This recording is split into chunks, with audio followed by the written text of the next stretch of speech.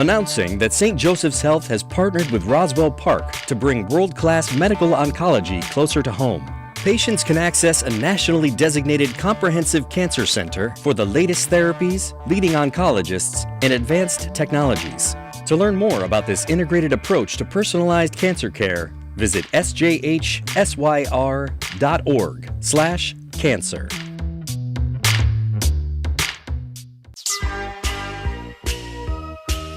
It's Syracuse men's lacrosse, and it's right here on the original home of the Orange, WAER.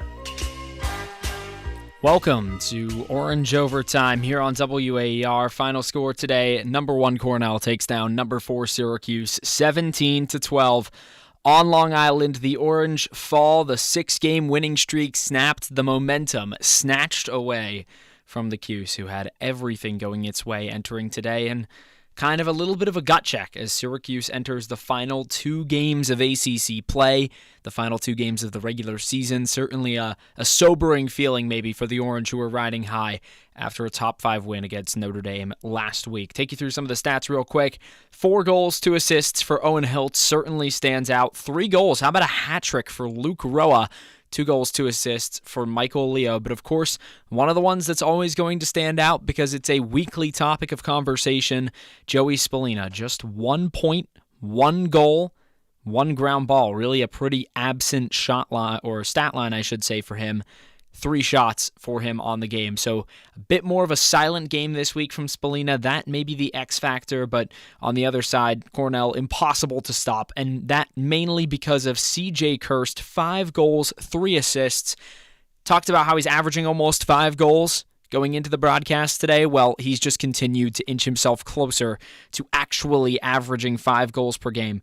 An incredible feat from the man who is almost certainly going to claim the Tewaaraton Award at the end of this season. Very impressive day for Cornell. You look at the shots overall, 26-24 in favor of the Cuse.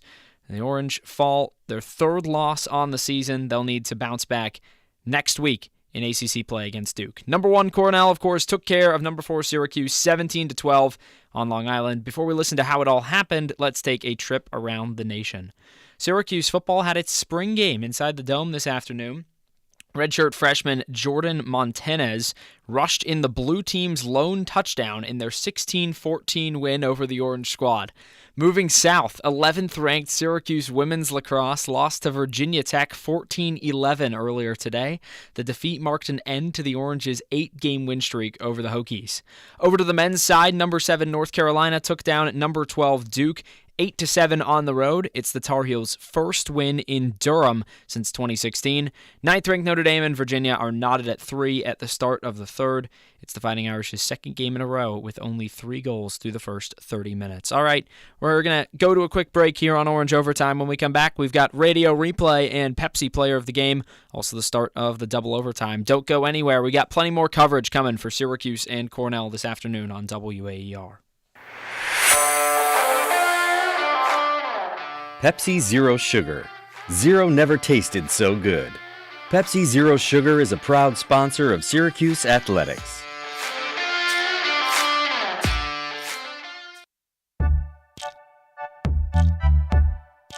Hi, my name is Stacy Daniel, owner of Frameology Optical. There's a lot of options out there to advertise my small business, and I've tried most of them.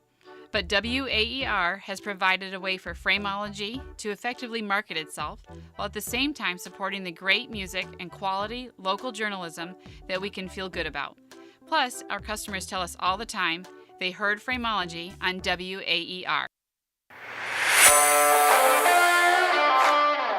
Pepsi Zero Sugar. Zero never tasted so good. Pepsi Zero Sugar is a proud sponsor of Syracuse Athletics.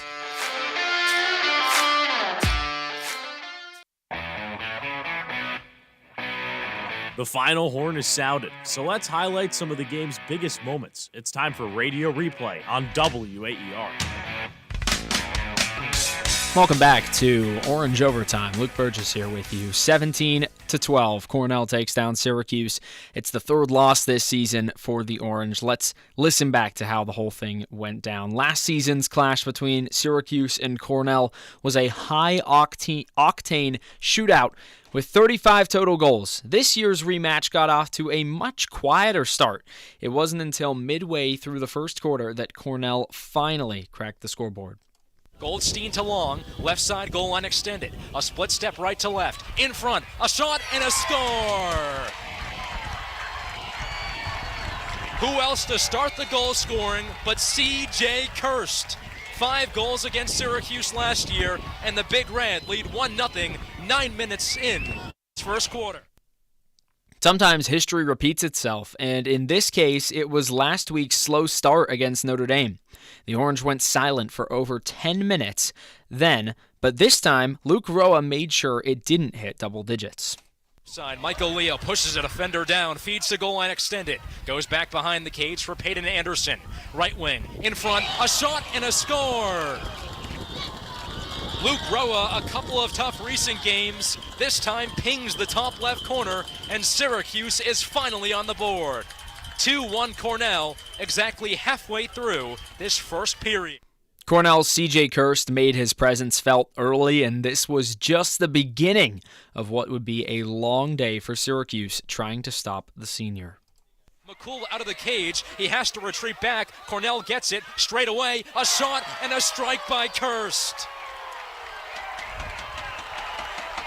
The aggression from Jimmy McCool does not work. He was not setting net, and Cornell with back-to-back goals. It's 4-2 Big Red, 6 to go in this opening period. One piece of history that didn't repeat itself was Syracuse's dominance in the second frame.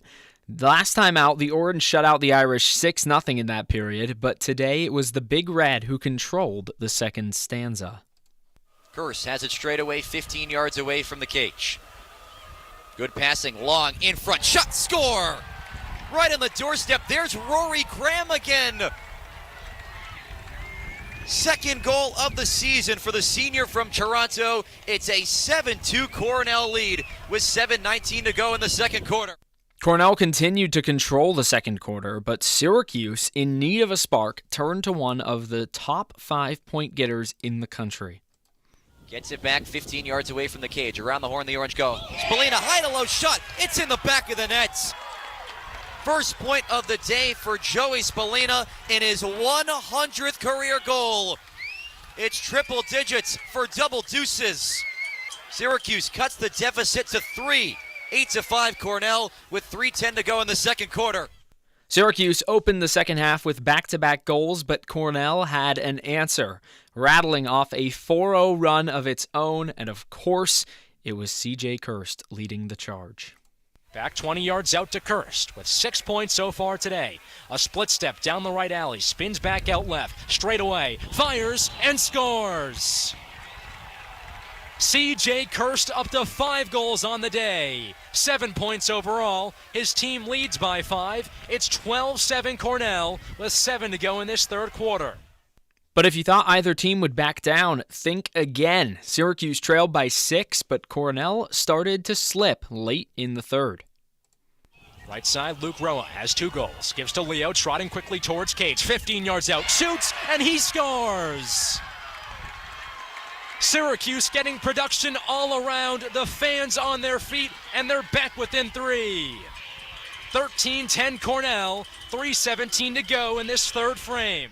We head into crunch time on Long Island. Syracuse closed the third with 4 straight goals, but Cornell came out of the break, refocused, and answered with a strong start in the fourth. Waldman waltzing his way down the right alley. Goldstein charges out from near side JLE, puts it on cage, and sticks it short side. He beats Jimmy McCool to the top right corner. It's back to a 3-goal lead for the Big Red. 11:45 to go. Luke Roa entered the day with back-to-back scoreless games, but the junior rose to the occasion, helping spark Syracuse's fourth quarter surge against the nation's top team. Bounce pass the left side for Roa, winds it up and scores. Low to high for Luke Roa, stings it top left. That halts a little bit of the Cornell momentum, It's 15-12 Big Red with 10-12 to go. But Cornell isn't at the top of the polls by accident. The Big Red lead the nation in scoring, and they delivered one more that all but slammed the door shut. Kelleher, stop and go 20 yards away from the cage. Right down Main Street, puts it on, and scores! Is that the dagger for Cornell? Hugh Kelleher, the Long Island kid, makes it 16-12 Big Red, 2:13 to go. In a top 5 neutral site showdown, Cornell stormed onto Long Island, chasing a 6th straight win, and they leave with exactly that. Unbeaten, unshaken, and still the team to beat in college lacrosse. But that is it. Number 1 stays number 1. And the ghost of number 1 continues to haunt Syracuse. 3 straight losses against a top-ranked team for the Orange. Cornell takes it on Long Island, 17-12 over Syracuse. You heard it from Andrew right there. Cornell 17, Syracuse 12, your final, the 3rd loss this season for Syracuse. It's first since Harvard at the end of February, so it's been a long time. You have to go all the way through March. The Orange were unbeaten. They were fantastic through the majority of that month, but today a 5-goal loss to the number 1 team in the land, and likely, well, Cornell will almost certainly stay at number 1. Syracuse probably going to slip down the polls just a little bit. It's time for our Pepsi player of the game. There's no question who it's going to be. C.J. Kirst. Incredible performance from him today. When you get to watch a player that's playing at the caliber that he is, and we've already talked about how he's most likely going to break the all-time NCAA goals record. Gary Gait talked about it this week. He added 5 more on today, 3 assists to boot as well on 11 shots. Just a very, very impressive performance from Kirst. The Orange down the stretch can't get it done, and we've got 2 guys to talk about it coming up in just a second here. Before we get to that, we've got our next broadcast to tell you about. That's next Saturday. Only Saturday games throughout the rest of the season, so everyone should be tuned in because these games on the weekend in a prime time type of feel. That is number 4 for now, Syracuse against number 12 Duke. McCluger Modeling countdown to face-off begins at 1:30 for a 2 p.m. face-off in that one. Double overtime will run up until 5:30. Syracuse getting back in the ACC, looking to stay undefeated in Atlantic Coast play.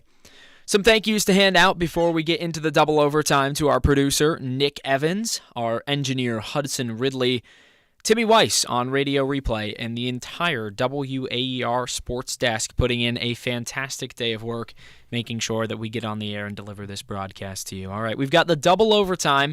It goes up until 7:30, so you've got about the next 59 minutes to air out your grievances about Syracuse's 3rd loss of the season. And for that, we have Griffin Marcy and Drew Albaugh.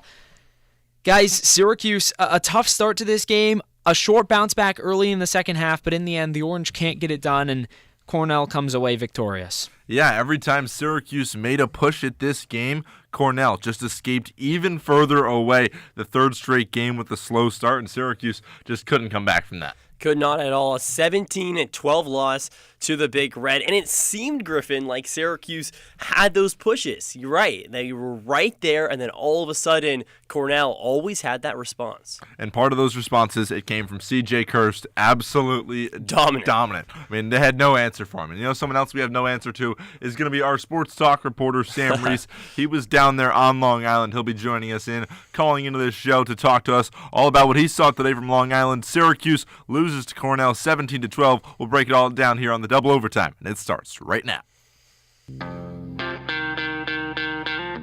The game may be over, but our coverage on WAER is not. Here on the double overtime, we'll be breaking down all the highs.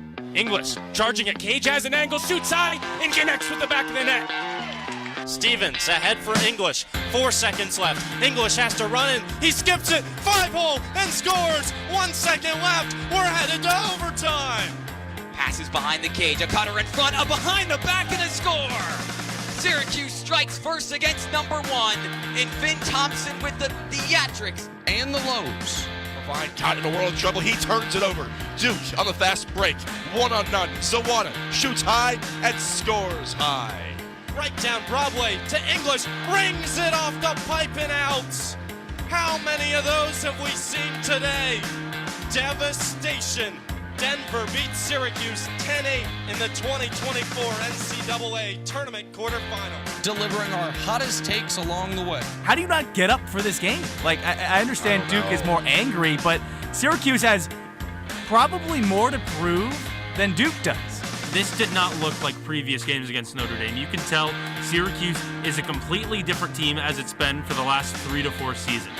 When you're giving up 20 turnovers, when less than half of your shots are on goal, you can't be considering yourself a top 5 team. You can't be considering yourself back. And I was shocked that they dominated this much, but this just shows you the difference with this team. One of the reasons Syracuse held on to win this game is because when they went up 12-8 in the fourth quarter, they kept winning faceoffs and were able to take a minute 20 off the clock, which limited the possessions Hopkins had in the fourth period. Get your voice heard by calling in at 315-443-2011 or by tweeting us at WAER Sports Talk.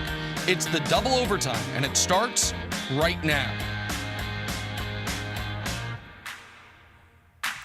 Hello and welcome inside our WAER Ocean Avenue studios. I'm Griffin Marcy alongside Drew Albaugh on this double overtime up until 7:30. Number 1 Cornell beats number 4 Syracuse 17-12. The score doesn't quite show how close this game was from start to finish. We're going to break it all down, how this thing kind of started out a little bit strong, kept it close for a while, but ended up with a 5-goal Syracuse loss. If you want to get involved, get your thoughts on the air your grievances with this game, give us a call at 315-443-2011 or shoot us a text 315-556-3929. We're also on Twitter and YouTube at WAER Sports Talk. You can tune in on our streaming platforms there. And Drew, like you said, they kind of kept getting so close.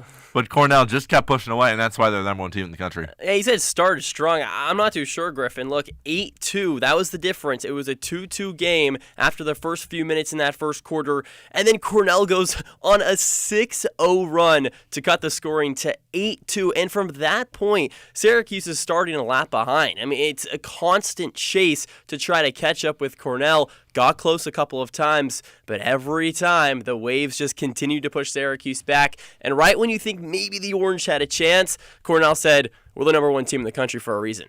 Yeah, it's the 3rd straight game that Syracuse has come out down multiple goals right off the jump. And then, like you said, you're playing from behind. You're constantly clawing back. You're not giving yourself mental thing at that point. Yeah, you're not giving yourself a fair chance when you're going against the number 1 team in the country. That's when you should come out hot. You should come out rearing, ready to go.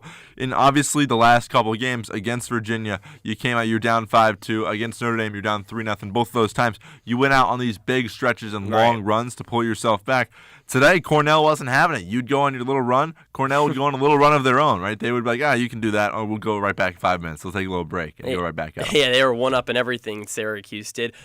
Give some credit to the Orange going down 2-0, then immediately responds, ties it up at 2-2. Usually from there, it's where, okay, Syracuse found its footing. But you found the footing and then slipped a few steps. I don't really know. That's a great way to put that. I don't know what happened. Maybe CJ Kirst happened, and hey, that's fair. He's a tough guy to stop. He showed that today. But from a Syracuse point of view, it's frustrating to watch this team from the 2-2 perspective, where you're tied up. You think, okay, bad start. Let's wash that off. Let's keep moving. Nope. You're going to be playing from behind from here on out. And Cornell, quite frankly, Griffin, just too good. Too good of a team to go down 6 goals and win. Yeah, you were down, you mentioned, so you go down 2-0. Then it gets to 2-2. Then you let up an 6-goal run from the Big Red. All of a sudden, you're down 8-2 with 5 minutes till halftime. And sure, you can go on your little run, or they went on a 3-goal run, to bring it within 3. But once you go down 6 goals against the number 1 team in the country, it's just not gonna. It's not a recipe for success. It's just not going to work. Yeah, signed, sealed, delivered at that point. Yes, there was moments where you think, okay, Syracuse has a chance, but it just never, came to anything. There was a moment, I was talking about some of those moments where I thought the Cuse might have had a chance to come back in this one. Scored 4 straight heading into the fourth quarter, cuts the lead to 13-11, and talk about back and forth runs. That was a moment where you're like, okay, Syracuse is going into the fourth quarter with a lot of momentum here. CJ Kirst was shut down for like 5 or 10 minutes at that point, which doesn't sound like a lot, but it means a lot with CJ Kirst, not doing anything for even a 10-minute stretch. And then right out of the fourth quarter, nothing good happens. Ryan Goldstein goes back-to-back goals, and all of a sudden, then it's over. It's 15-11, and then it's really wraps. Yeah, I mean, if you guys thought Syracuse had a chance in that fourth quarter, if you thought that's where things were going to switch, was going to flip, give us a call at 315-443-2011. Or you can also text us, 315-556-3929. Yes, they went on that 4-0 unanswered run right at the end of the third quarter. The problem is, to start the third quarter, Cornell had a 4-goal run of their own. And then when you get to the fourth, that's when it just went all downhill from there. Syracuse loses the fourth quarter 4-1. And which was surprising, too, is that this wasn't a game where, like, Syracuse couldn't get the faceoffs, right? They were relatively even at the faceoff X throughout most of the game. Syracuse ended up winning the matchup 17-16. Yeah. They won the second half 10-7. So this wasn't like a game where Syracuse didn't have opportunities. They just didn't succeed on a lot of their offensive opportunities. And the thing is, on the other end, Cornell was just practically unstoppable on offense. Yeah, especially when you look at Jimmy McCool. Again, not a good day. It's tough to blame a netminder and say this is the sole reason. And I'm not going to put it all on McCool. But a 30% save rate, just not going to cut it. Just 7 saves, 16 goals allowed. That's never going to work at the D1 lacrosse level, let alone against number 1 Cornell. That's worse than against Harvard. And that was by far his worst game, a 33% save percentage. This was worse today, and a lot of that was point blank in the first half. But in the second half, Cornell was making shots from distance, and McCool at some point, you got to make a stop.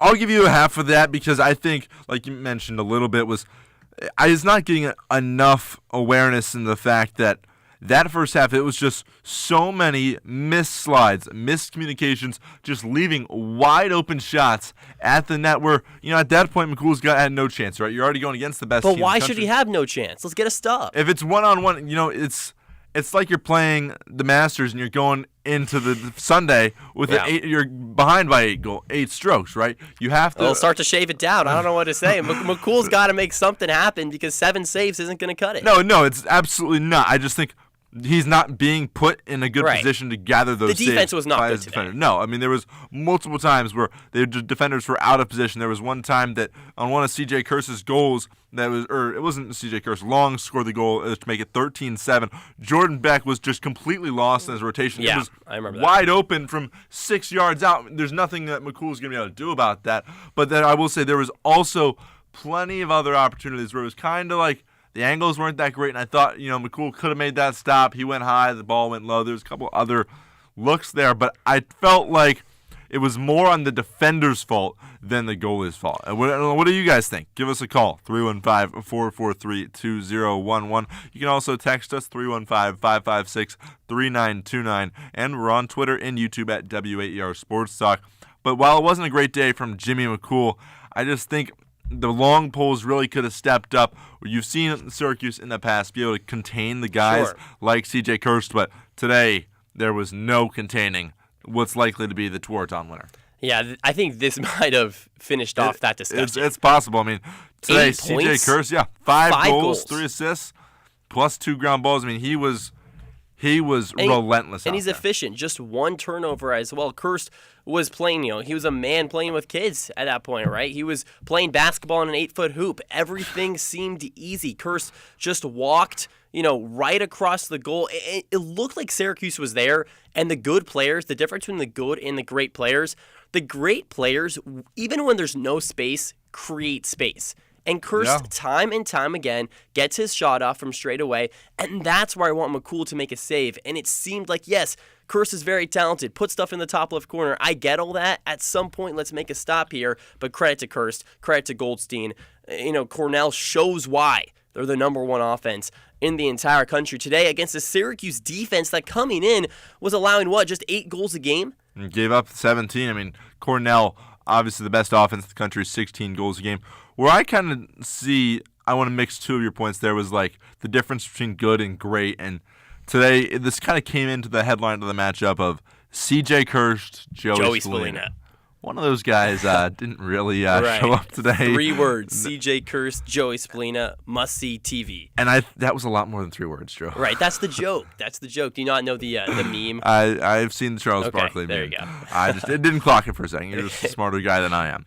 But if you talk about the different offensive styles, it was C.J. Kirst found a way to get himself open, whether it was just off-ball movement, just straight up dodging and beating the defenders. That was something, where Joey Spallina you didn't hear his name until 2 minutes left to go in the first half when he scored, and just provided really minimal impact outside of it. Other than that, there was other factors going into that. We're going to talk to Sam Reese a little bit later on the show about what he saw from how they were containing Joey Spallina. Syracuse, they had to go of their couple good performances on offense with Hilton Rolla, but the offense runs through Spallina, the offense runs through Kirst, and there's a reason Cornell won the game today because their star player just ran the show for them. Yeah, Kirst outplayed Spallina. Well, yeah. I mean, simple, point blank, and that arguably is the difference, if not the difference in this game. There's going to be a lot of minutia to look at, a lot of small things to point, but at the end of the day, the highlighted matchup, Cornell clearly won this. And Spallina, just 1 goal, didn't create any turnovers, 1 ground ball. It was a nothing burger all around. Did he do anything necessarily quote-unquote bad? No. But he wasn't the productive Spallina that he was, last week against Notre Dame. That was where he really stepped up and shined. And Spallina's here. Spallina has arrived in the big moments. He's a junior now. He doesn't shy away from these big games. Well, today, on Long Island, he shied away.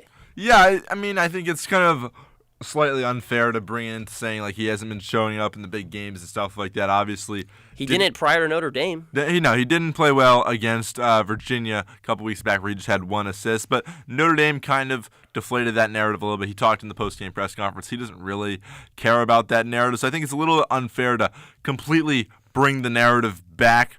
He hasn't. What does the track record show, though, Griffin? The track record is more in line with what happened today, not what happened last week against Notre Dame. There is, yes. I just think that overall, Spallina will bring more things to you. It's not always going to be a point thing. Right? I agree. The ball movement runs through sure. Spallina. He didn't play as much X-Plays like they've talked about a little bit. Sure. He's playing more in front of the cage.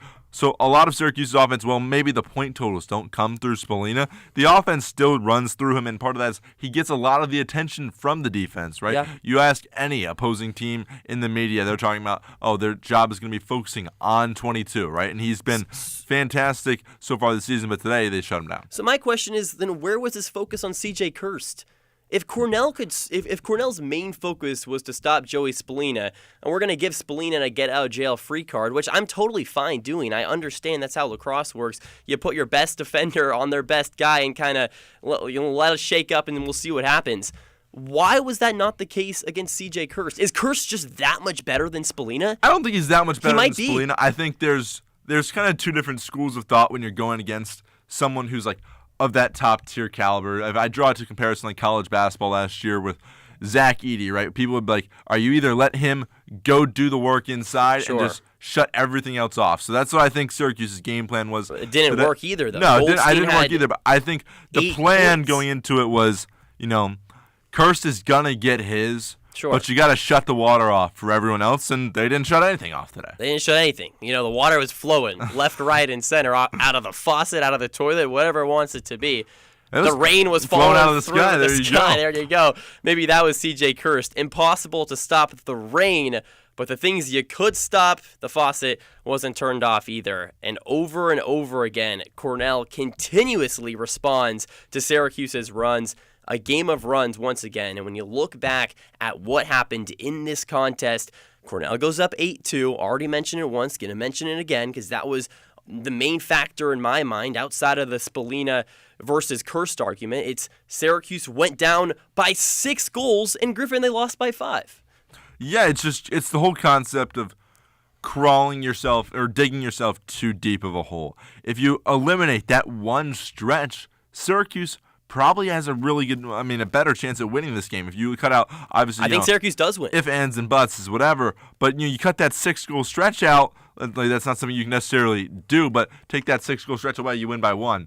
So it's just about not letting. It's the whole principle that Syracuse has been talking about all year is playing a full 60 minutes.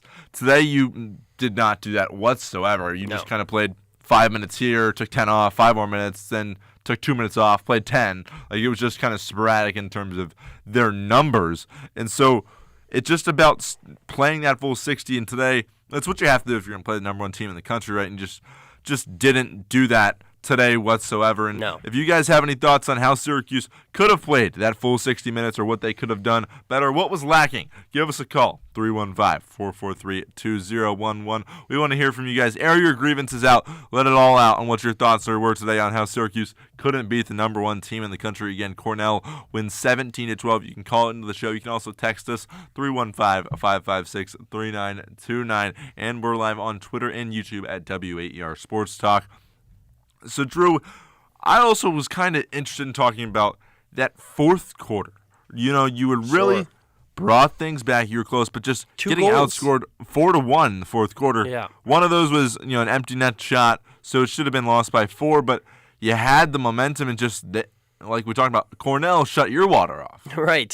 We've been talking about Syracuse. Syracuse not paying the bills. We talk about Syracuse's defense struggling this game.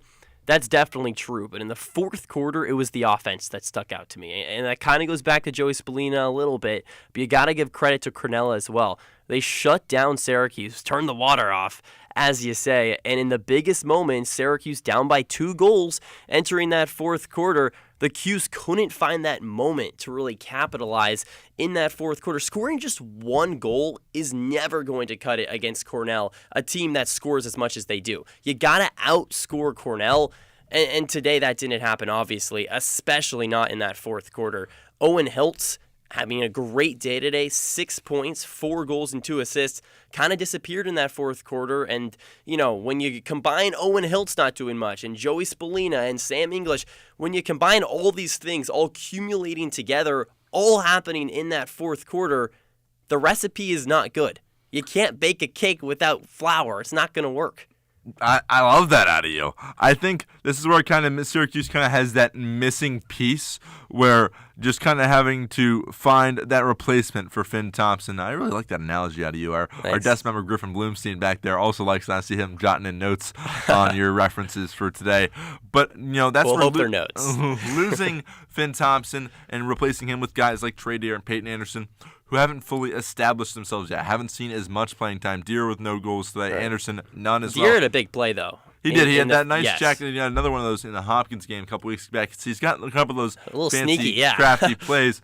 But they need an offensive presence to step up. And Luke Roa did that today. He had a hat trick, 3 goals. He had 13 shots, though. It's not the most efficient with it, but someone had to step up, so they kind of force-fed Luke Roa a little bit. Yeah. But Michael Leo had 2 goals, Sam English with just 1. So someone at that offense, if Finn Thompson's out right now, he's not necessarily the leading piece, but he seems like just the missing piece of the puzzle that unlocks the whole offense, if that makes sense. Yeah, Cornell's defense was really crowding right above the crease today, and that's where guys like Trey Deer shined, accepting passes from Joey Spallina and putting them in point-blank range. What I saw a lot of today was Syracuse shooting from 15, 20, 25 yards out sometimes and kind of hoping it falls. And sometimes it does, and sometimes it doesn't. And in the fourth quarter, they didn't fall. But you know what will always fall? Those point-blank shots, and that's why Cornell consistently was able to score, and Syracuse wasn't.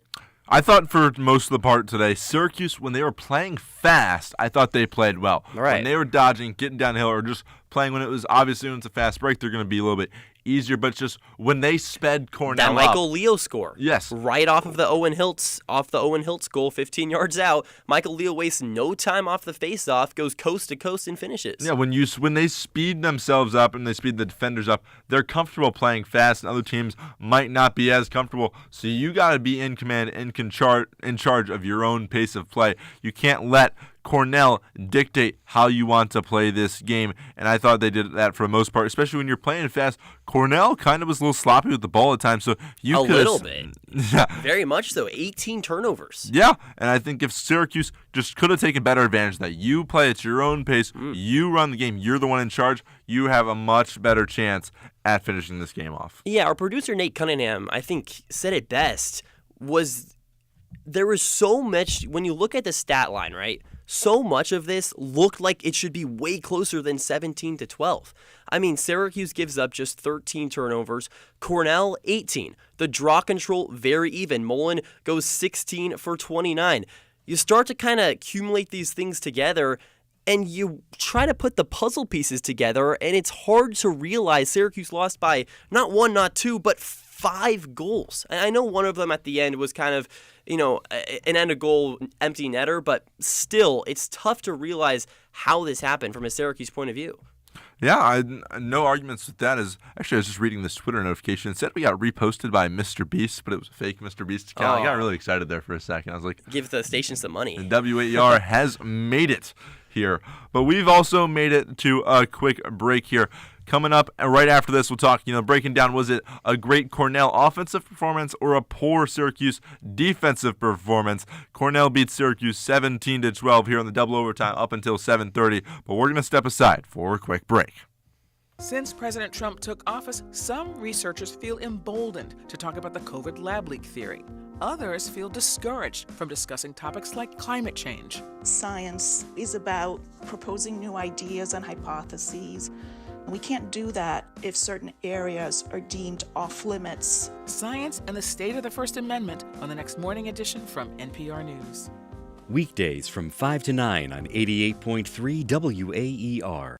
The BBC World Service, the world's radio station.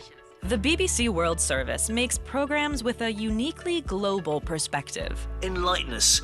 Where do we start? The latest world news and current affairs. The very best in global arts and culture. What has been happening on the financial markets today. Social issues, political stories. Everything was there in a way that I'd never heard before. The BBC World Service. Weekdays after morning edition at 9 on WAER, your local NPR station. The Trump administration pulled $400 million in federal funding from Columbia University last month. Now it's targeting other universities, including the University of Pennsylvania and Harvard. Why is Trump going after universities, and what does this mean for the future of U.S. higher education? That's next time on 1A. Weekdays from 10 to noon on 88.3 WAER. And streaming live on WAER.org.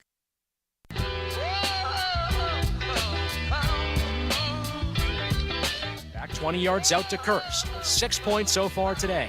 A split step down the right alley. Spins back out left. Straight away. Fires and scores. C.J. Kirst up to 5 goals on the day. 7 points overall. Welcome back into the double overtime. Drew Alba alongside Griffin Marcy talking some Syracuse lacrosse, but not in a good way. Number 1 Cornell takes down number 4 Syracuse 17-12 in a back and forth affair that the Orange never really had a chance in down the stretch. But what happened and how does this look at when you compare this to the rest of the season? Is the bad starts just what's going to happen from here on out?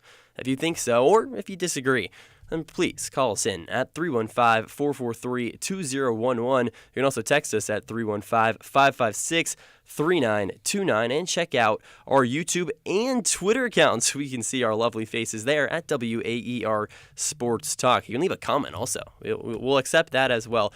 Any way you want to talk to Griffin and I highly recommend the Twitter. Looking at Drew's face is just one of my favorite activities throughout the day. Oh, well, I'm staring at you, so it makes it nice and easy. Yeah, you ever heard the saying, a beautiful day makes the sunshine go away? I haven't heard that one. That actually doesn't make sense to me at all.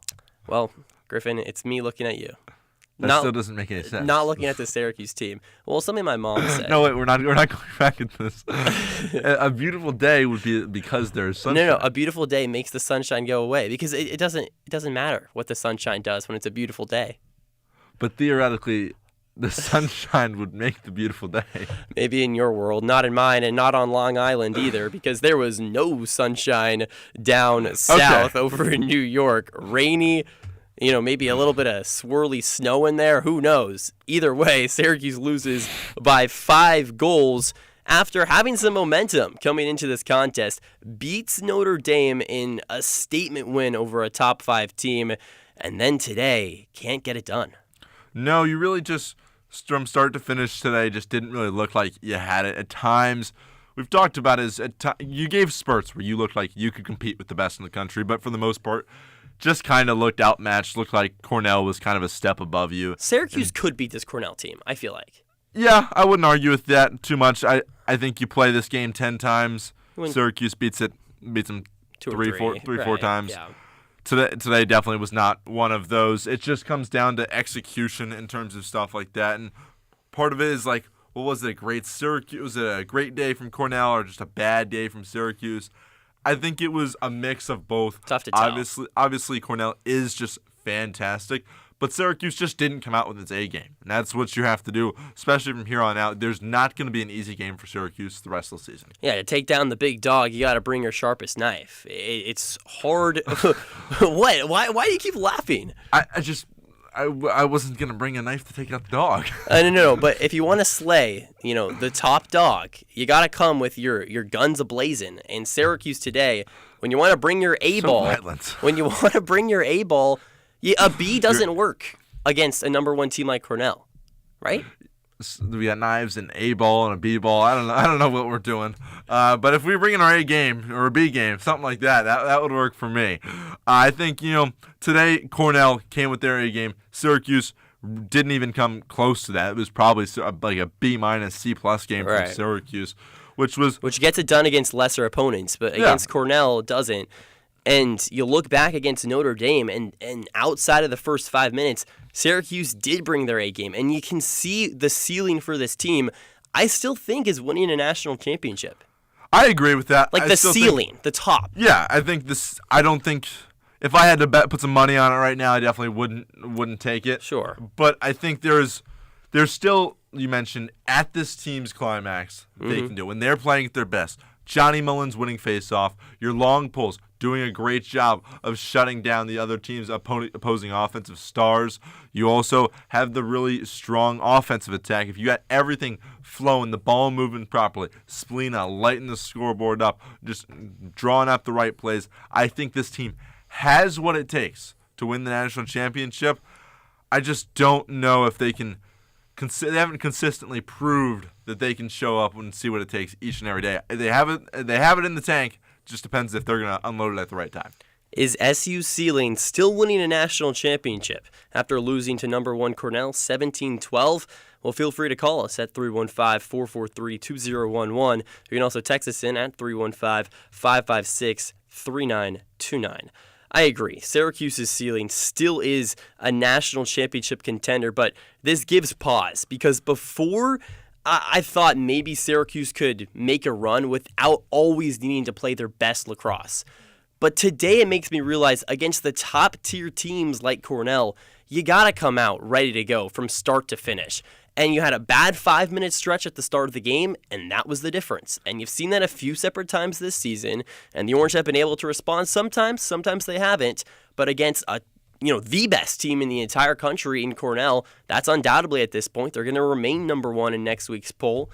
You got to come out hot, and Syracuse, even for 5 minutes, if you're not ready to go, it's not going to hurt. It's not going to work in your favor. Yeah, these next two games are going to tell you exactly what's going to happen the rest of the season. You're going to have to go on the road next week to a really solid Duke team. It's not as good as it's been in years past. They're number 12 in the country, but on the road down in Durham, you're going to have to come back to it where it's going to be a tough game for you. Then you're going to come home to a number 7 North Carolina team. So these are two tough games. That's going to tell you everything you need to know because so far those could be 2 losses. They very well could because Syracuse, you've lost to Maryland, you've lost to Harvard, and now you've lost to Cornell. Maryland, Cornell are probably 2 of the top 3 teams in the country, give or take, and Syracuse has just kind of looked a step below both of those teams. I don't think that's too far to say at all. I mean, you could even argue today Syracuse looked 2 steps below Cornell. Yeah. So I think there's a Final Four caliber. Sure, I still think Syracuse is a top 5 team in the country, but right now they just haven't necessarily consistently proved they could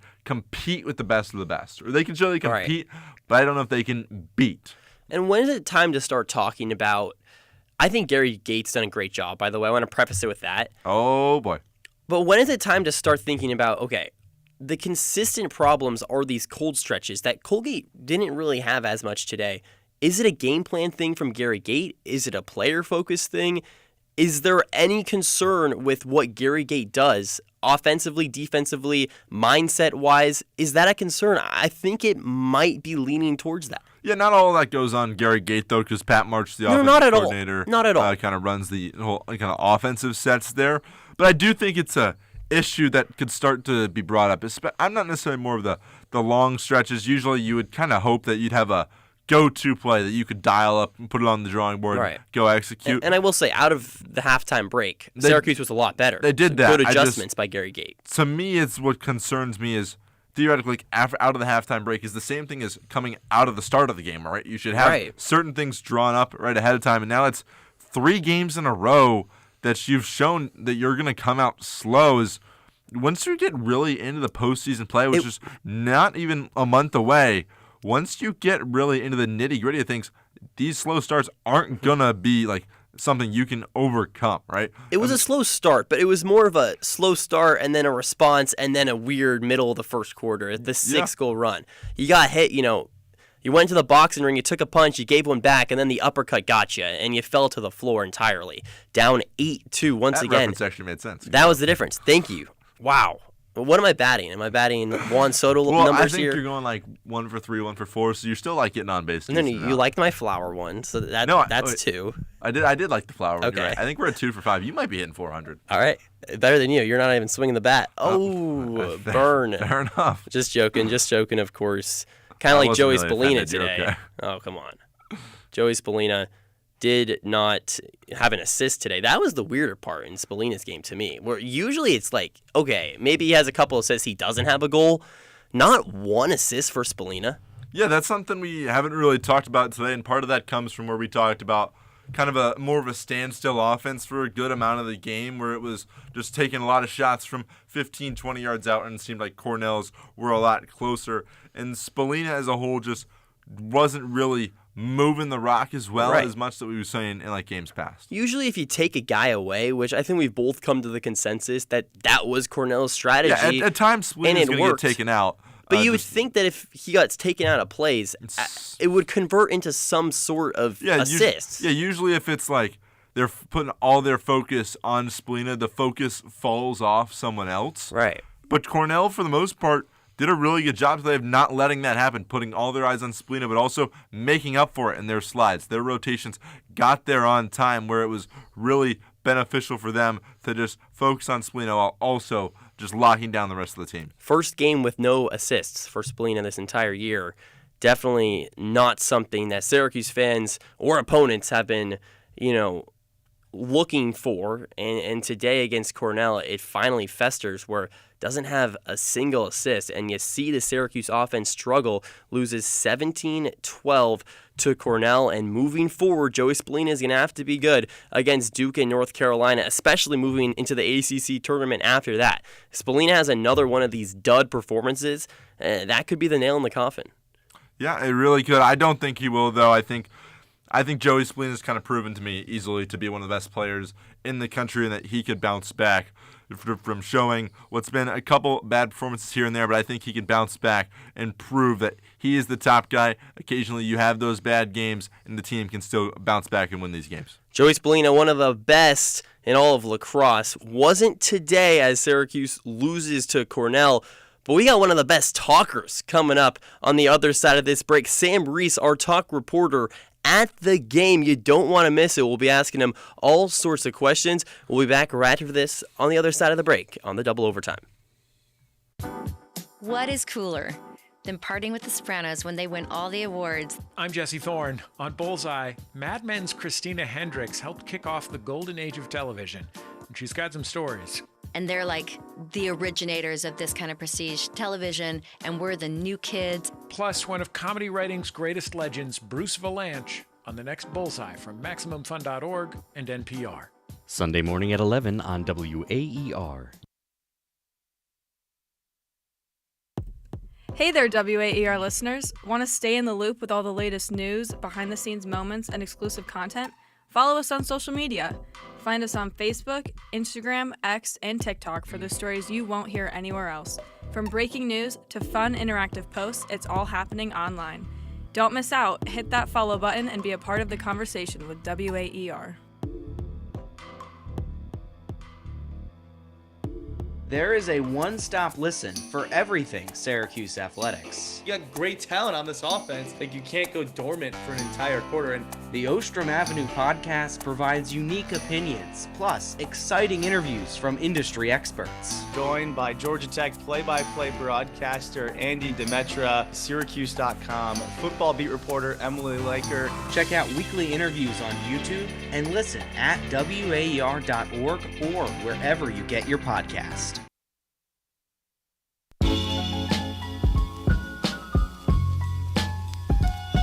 Goldstein to Long, left side goal line extended. A split step right to left. In front, a shot and a score!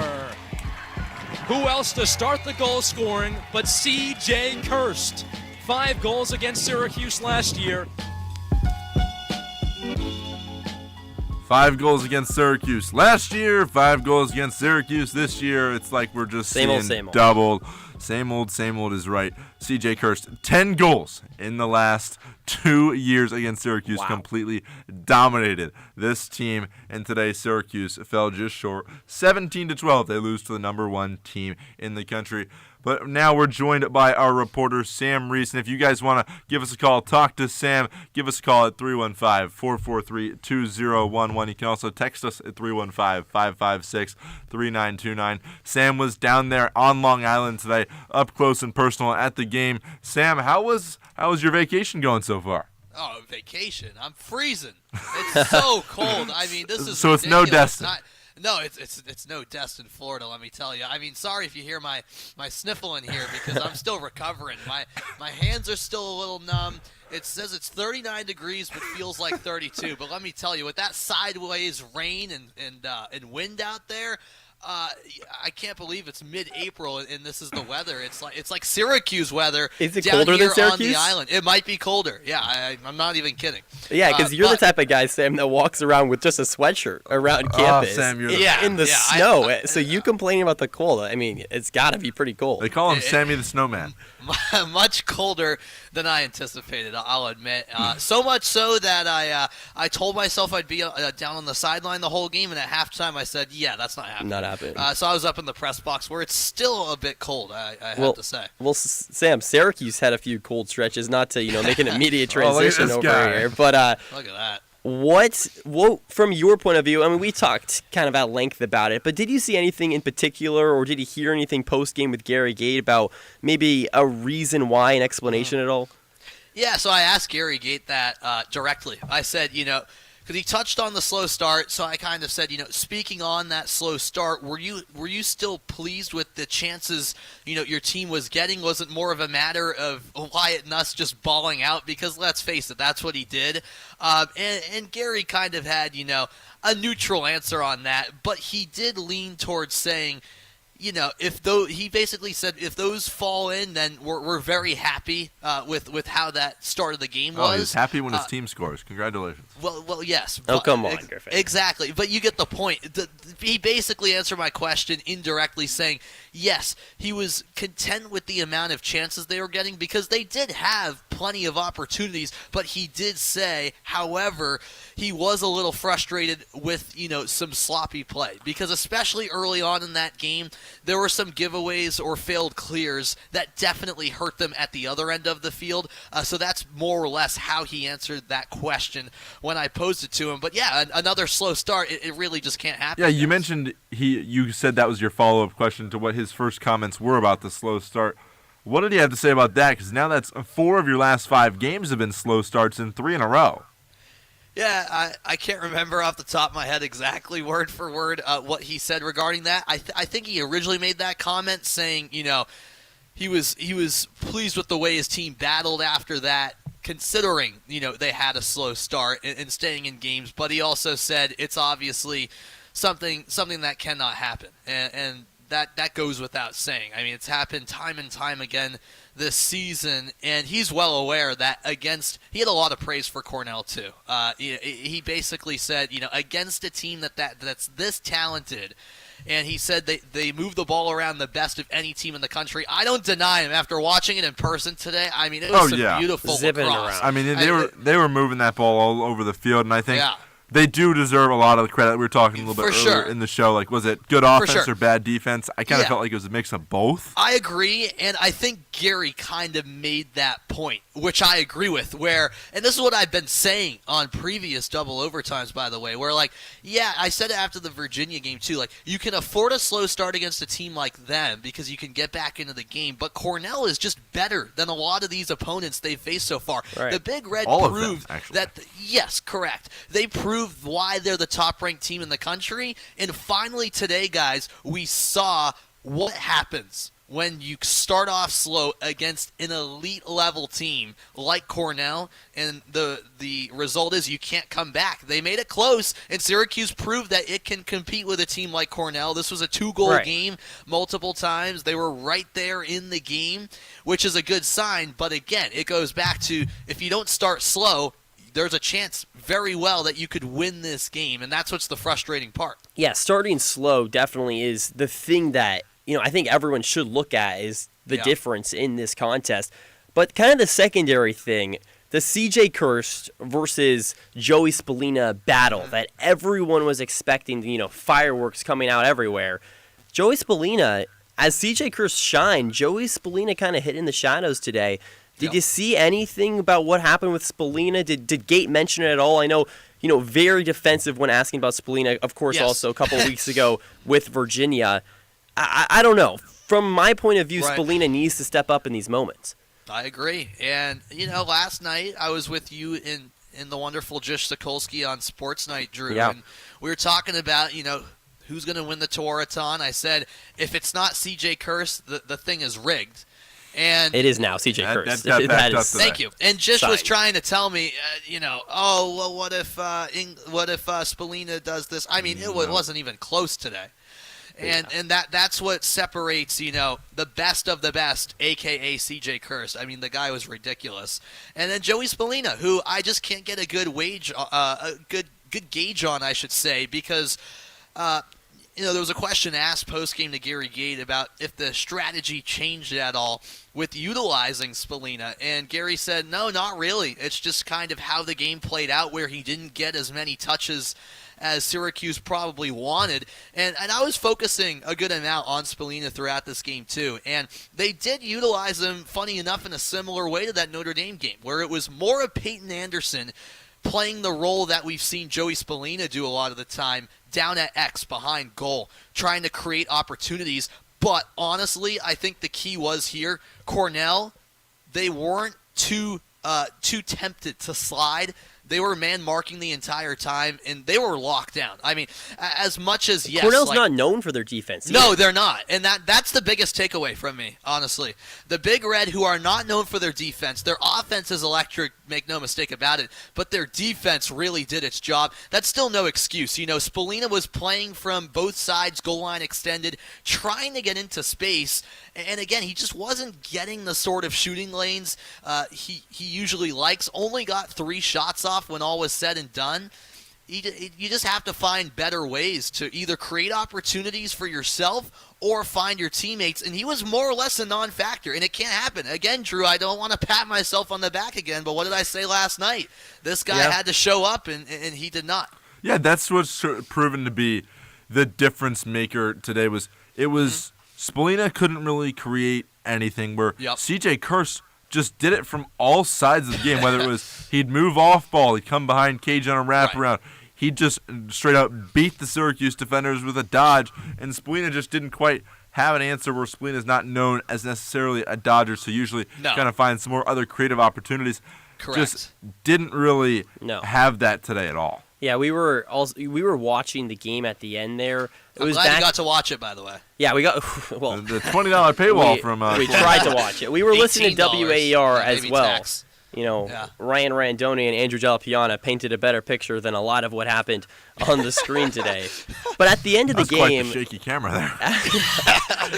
At the end of the game, there was a little scuffle. Sam, not sure what happened there. You got any information on that? No, I did not. I wish I did. But okay, good. I wasn't smart enough to ask that, Drew. Yeah. So maybe his that temper's was interesting. flaring. Yeah, I think that's what it was. Okay. You know, there were some Cornell goals at the end of the game, especially that 17th and final one, on the empty netter, where the Big Red player, rightly so. This is what sports are all about. You rub it in. I love a fired up Sam. And I love that is the you in a Cornell nutshell. Exactly. The Cornell fans stuck around, and you could tell this was a rivalry game. Like, these two teams do not like each other. They've played over 100 times. There's a reason they keep on playing year after year. Yeah. Because these games are always great. And, the Cornell players were just, fired up with those celebrations after they scored. In my opinion, from my vantage point, they weren't doing anything wrong. And I think on the Syracuse side, it was more of frustration. And they were just, not happy. It's unfortunate. The Orange, they lost the last 2 games against Cornell, both in overtime, make it 3 in a row. At least this one didn't go to overtime. Yeah. Exactly. Yes, correct. And credit as well, though, to assistant coach John O'Derna, who did step in there to kind of bring the Syracuse players back over to their bench to make sure there wasn't really a next step to a scrum. Nothing violent. Especially if you bring that back to last year's game where there was some tempers and emotions flaring, so much so that Pat March got ejected and he had to serve a suspension going into the next game. Yeah, you got to be careful. So it's good to find some adjustments there because you can't afford to miss anyone going out into the stretch of these final 2 weeks. But to me, from what I saw there as well, it was just the Syracuse defense throughout the day just couldn't get a hold on things, and I think frustrations, tensions just kind of boiled over. Is there anything you saw from that Syracuse defense that they just rendered themselves so effective today? Because this is a top 10 unit in the country, allowing just 8 goals a game throughout the season. Sure. That got doubled up. It just seemed like missed slides, miscommunications, just people just way out of place. And Jimmy McCool, too. Yeah, you're right to bring up McCool. I mean, that was you could argue he got pulled in that Harvard game, but this was right up there for one of his worst performances. It was of the worse. season. It was worse than Harvard from a numbers perspective. 30%. Jeez. I think it's a little different perspectives there, though, is going against Harvard versus Cornell. Sure, absolutely. And Coach Gary Gate touched on it post game too, where obviously he's going to stand up for his guy, and he had all the confidence in the world that McCool will bounce back. But he said more or less that Cornell's attackmen, they were starting up high and usually going low on a lot of these shots, and he simply said, it just wasn't McCool's day, more or less, and he wasn't getting down low quick enough, and Cornell kind of kept going to that strategy and finding success. But yeah, in terms of the rest of the defense in general, in addition to McCool not having his best day, obviously, I honestly think it was a matter of this was a next-level offense from Cornell. I mean, this was unbelievable across. They were zipping the ball faster than my eyes could track. I mean, they were... You got some fast eyes, too, so that thing was just flying all over the field then. Yeah, no, it was. It was, Griffin. And that was some of the most impressive ball movement I've ever seen, especially for the portions of the game where the Big Red cleaned it up a little bit, because they did have 18 turnovers, 5 more than Syracuse, believe it or not, but when they play at such a fast pace and zip it around that quickly, especially, when Kirst had the ball, Syracuse would draw a double team, but boom, someone else is open, and it's out of their stick before you know it. So yeah, I think it was just slow adjustments at times, and Syracuse playing catch-up a lot, which is not something I thought I'd say about this defense that has been so impressive and had its most impressive performance of the season just a week ago at the Dome when they held Notre Dame scoreless for 40 straight minutes. Sam, I'm with you in the fact that this Cornell offense is, was elite today. But in my mind, that's not an excuse for this Syracuse defense that coming into the game was meant to be elite as well and proved not to be. I'm not giving an excuse for that. Sam's not an excuses guy. No, I don't. No excuses. Right. Ever, no matter the circumstance, really. And that's a life lesson Sam taught me. Oh, be quiet over there. No, you taught me that one. That you said that was something your father taught you. That is true. Yeah, and I hope Gary Gate and his team have that kind of same mindset. Because, again, you can point to different stuff, but I think Syracuse understands that it just straight up got beaten this game. Because, even in that fourth quarter where, there were certain periods of this game where, especially in the fourth quarter, honestly, where C.J. Kirst was finally quieted down. And I felt like SU's defense was doing a decent job, well enough job to keep this team in the game. But and then on the Goldstein offensive goes back end, to back. Yeah, that's right. The offense I thought was kind of just dysfunctional. Yes, exactly. So it's a bit of both here. Because, you can't allow 17 goals if you're the defense. I think a good amount of it was just because of, McCool's struggles. But then, the chance was there, a 2-goal game, and you can only score 1 in the fourth quarter. That's why I was very surprised at how well Cornell did defensively, basically outmatching Syracuse in that department, which I don't think anyone saw coming. And again, Wyatt Nuss, the guy was incredible. He was great, too. The goalie matchup played a massive role when all was said and done, because you look at the shots, Syracuse had 3 more. It wasn't like the Orange had a lack of opportunities or a lack of possessions. They were just getting frustrated because they couldn't put one by Nust for large portions of this game, especially in the first and then the final quarter as well. That's where, to me, this team seems like it's just missing Vin Thompson, who's not like this almighty being, but it's just the missing piece on offense. The glue guy. Yeah. Yeah. There it is. Thanks. That one was the perfect reference for you today. Thanks. I'm really proud of you with that. I'm hitting 500 at this point. I gotta be. That's pretty good. Sam, you ever hit 500 in your life? No. Oh, it's all right. One day we'll get you out there on the baseball field. I'm sure you'll be hitting homers left and right. But, Sam, that's probably about all the time we have for you today. Thank you very much for joining us from Long Island. Have a safe trip back. Stay warm, because that's what I'm going to do. We're inside, warm. So we're all good. You stay warm, buddy. All right. See you later, Sam. All right, so that brings us up to our favorite segment of the show here, our final word segment here. Syracuse. Oh, look at you with the drum roll. The final words. Syracuse loses to Cornell 17-12 on Long Island. The number 1 Cornell Big Red and the number 4 Syracuse Orange. And so my final word here is the slow starts need to be addressed. Fair. 4 of the last 5 games, Syracuse comes out with a slow start, and 3 in a row. And you saw it today. You're not going to be able to overcome these when it comes down the stretch, plain and simple. Today, you go down 2-0, you get yourself that 2-goal runs, and then you tie things up, but then you give up 6 straight when you're playing against these top-tier teams. And that's all you have left on the schedule going the rest of the way.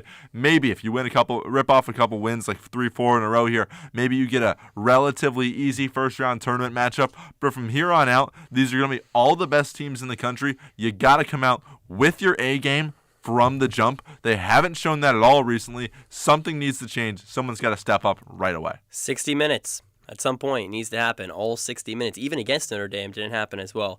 You say someone needs to step up, Griffin. Well, this leads into my final word. In the biggest moment between the 2 best players, in some people regarding the entire country, C.J. Kirst shined, while Spallina shrunk down in the moment. And I think at the end of the day, that was the difference to me. The difference was Joey Spallina is put on this pedestal by a lot of Syracuse fans, and for good reason. He is one of the best players Syracuse has seen. But at the end of the day, in these big marquee matchups, you take away Notre Dame, and Spallina has shrunk in every single one. And Kirst, he shined today. I mean, you can say Syracuse threw everything they had at Kirst. It didn't matter. Cornell threw a couple of things that Joey Spallina, he had 1 point, 0 assists for the first time this, in an entire season. It's not going to cut it when your best player goes dormant and the opposing team's star player shines. That was the difference today as Cornell beat Syracuse by 5 goals and C.J. Kirst, 5 goals.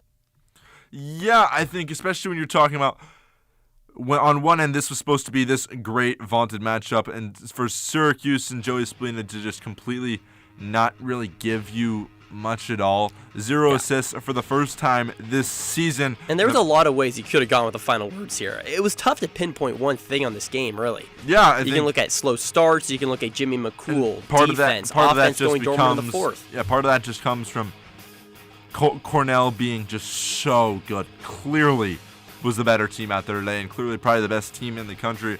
But Syracuse just didn't give it their best showing. You clean up a couple of those things, and it's a different game. Yeah, like I said, I think Syracuse 4 out of 10 times can beat this Cornell team. Right. But today just wasn't really one of those times. Season's not over. Nope. Season's not over. Still 2 games left to go in the regular season, then the ACC tournament, and likely an NCAA tournament appearance for Syracuse for the second straight season. Our next game for Syracuse will be number 4 Syracuse at number 12 Duke. Syracuse likely to drop that ranking a little bit. That'll be next Saturday at 2 p.m. That'll be a test. Down in Durham. It'll be at McClurg Remodeling. Countdown to face-off beginning at 1:30. The game starts at 2 p.m. The double overtime will be on until 5:30. That one will sure have some good matchups. And following that one, they'll have North Carolina back at the Dome the following week on Senior Day before they head to the ACC tournament and the NCAA tournament, the ACC tournament down in Charlotte. Some thank yous to give out. Our producer, Nathaniel Cunningham, did a great job throughout the day, setting up the cameras, coordinating everything, orchestrating those rundown. Our engineer, Big Burr Alex Burstein, tying things up. That's why it's so cold down there on Long Island. That's exactly right. You nailed it. Alex Burstein pushing all the right buttons as the engineer. Our fantastic reporter, Sam Reese, from down there on Long Island in Uniondale, New York, gave us some nice, interesting perspective from inside the stadium. And our WAER Sports Talk desk, Griffin Bloomstein, Ryan Croak, and Ella Armbruster, all doing a really good job there for us behind the scenes, so we thank them very much for their work. But once again, we're just about to wrap up here on the double overtime. Number 1 Cornell beats Syracuse, number 4 Syracuse 17-12, and that'll be all from us. Tune in to the double overtime once again next week after Syracuse plays Duke, but that'll be all. Have a good night, Syracuse.